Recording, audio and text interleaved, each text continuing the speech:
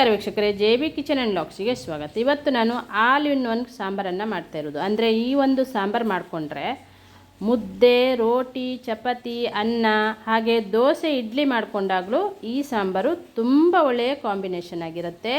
ಎಲ್ಲದಕ್ಕೂ ಹೊಂದ್ಕೊಳ್ಳುವಂಥ ಸಾಂಬಾರು. ಈ ಒಂದು ವಿಡಿಯೋನ ನಾನು ಹೇಗೆ ಮಾಡಿದೆ ಹಾಗೆ ಎಷ್ಟು ಸಿಂಪಲ್ಲಾಗಿ ಪಟಾಪಟ್ ಅಂತ ಮಾಡ್ಕೊಳ್ಬೋದು ಈ ಸಾಂಬಾರನ್ನು.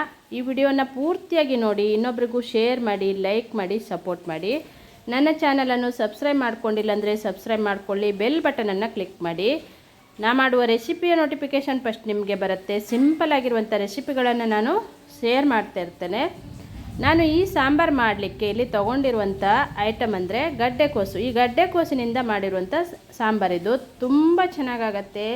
ಎಲ್ಲದಕ್ಕೂ ತುಂಬ ಚೆನ್ನಾಗಿ ಹೊಂದ್ಕೊಳ್ಳುತ್ತೆ ಈ ಸಾಂಬಾರು. ಈ ವಿಧಾನದಲ್ಲಿ ನೀವು ಮಾಡ್ಕೊಳ್ಳಿ, ಪಟಾಪಟನೆ ಮಾಡ್ಕೊಳ್ಬೋದು. ನೀವು ಬೆಳಿಗ್ಗೆ ಅವಸರದಲ್ಲಿ ಮಾಡೋರಿದ್ದರೆ, ಕೆಲಸಕ್ಕೆ ಹೋಗೋರಿದ್ದರೆ ಸಾಂಬಾರು ಮಾಡ್ಕೊಳ್ಳೋದು ತುಂಬ ಈಸಿಯಾಗಿ ಮಾಡ್ಕೊಳ್ಬೋದು. ಹಾಗೆ ನೀವು ರೋಟಿ ಚಪಾತಿ ಮಾಡಿಕೊಂಡು ತೊಗೊಂಡು ಹೋಗ್ಬೋದು, ಇಡ್ಲಿ ದೋಸೆಗೂ ತುಂಬ ಚೆನ್ನಾಗಾಗತ್ತೆ.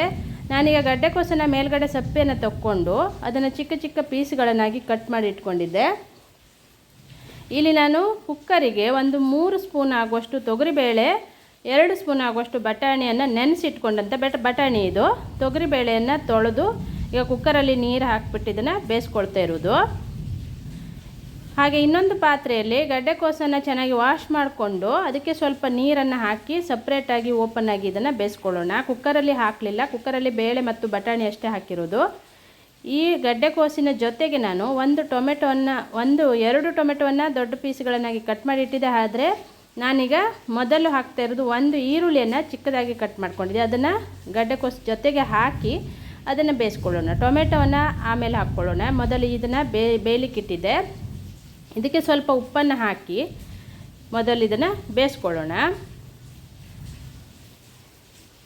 ಅದು ಬೆಂದ ನಂತರನೇ ನಾನಿಲ್ಲಿ ದೊಡ್ಡ ಪೀಸ್ಗಳನ್ನಾಗಿ ಕಟ್ ಮಾಡಿಟ್ಟಿದ್ದಂಥ 2 ಟೊಮೆಟೊವನ್ನು ಹಾಕಿದೆ. ಮೀಡಿಯಮ್ ಗಾತ್ರದ 2 ಟೊಮೆಟೊ ಇದು.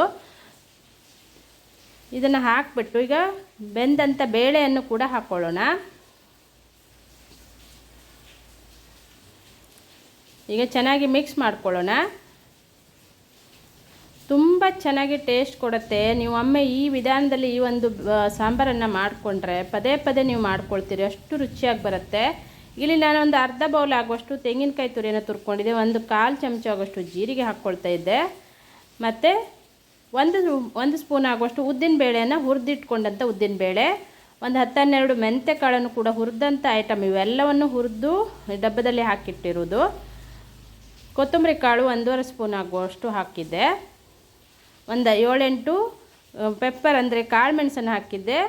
ಒಂದು 5-6 ಬ್ಯಾಡಗಿ ಮೆಣಸಿನಕಾಯಿಯನ್ನು ಹಾಕ್ತಾ ಇರೋದು.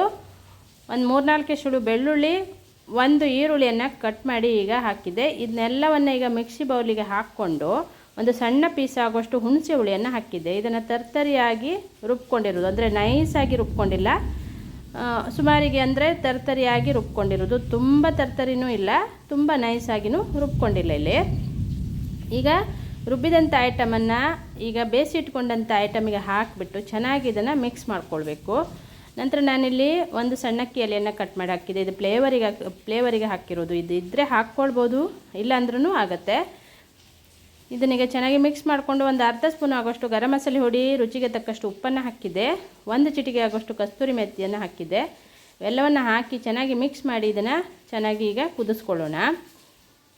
ತುಂಬ ಬೇಗನೆ ಆಗುತ್ತೆ ನೋಡಿ. ಇದು ಎಷ್ಟು ರುಚಿಯಾಗಿರುತ್ತೆ ಅಂದರೆ ಸೂಪರಾಗಿರುವಂಥ ಸಾಂಬಾರು ರೆಡಿ ಆಗುತ್ತೆ ನೋಡಿ. ಈಗ ಚೆನ್ನಾಗಿ ಕುದ್ದು ಇದು ಆಲ್ಮೋಸ್ಟ್ ರೆಡಿಯಾಗಿದೆ.